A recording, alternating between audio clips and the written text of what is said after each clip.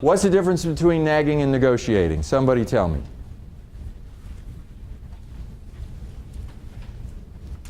Now we're getting to procedures, the third part of the conversation. What's the difference between nagging and negotiating?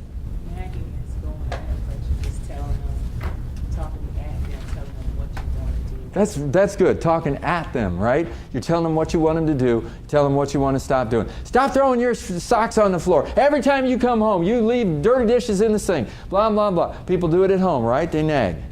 Do you think managers ever nag employees? I say stop nagging. Negotiating goes a step further. And it says, in the future, let's talk about this behavior. Because, and of course we're following all the procedures when we get up to this. This is the last part of the conversation, so I'm assuming we're tuned in and we've defined some things. But we get down to, in the future, would you agree that if this happens again, you'll do this? You'll come into my office and talk to me instead of doing it in front of everybody. Would you agree to that? And now you wait for a yes, because this is a verbal contract. If you would do this in your home with the people you lived with, negotiate instead of nag, you would have better relationships. I negotiate with my wife all the time. She negotiates with me all the time. In fact, she uses this stuff so much, she comes to me and she says, we need to have a talk. And I'll say, really? She says, yeah, we need to sit down and talk about goals, roles, and procedures. I go, oh no, here it comes. I know she's got something for me. If she does it, she goes right down the line.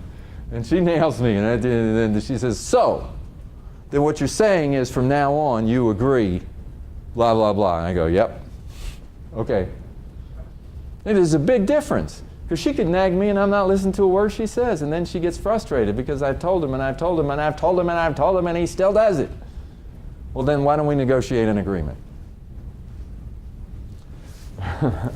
So negotiating is getting an agreement about behavior going forward. That's all it is.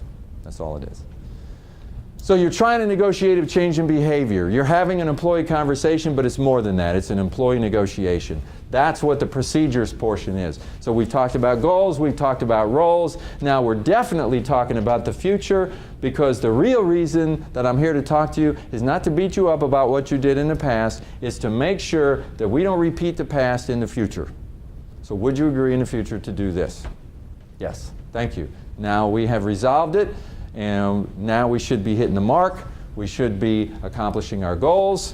We agree to it, and let's see what happens. I call it a well-formed outcome. In other words, you have an outcome that you want, but you've spent the time to construct with the person a very clear and logical process and a verbal contract that will assure that the employee understands what they agreed to, that they now have some tools they didn't have before, or at least they have a process that they weren't thinking of before, and we should be able to hit the mark from now on.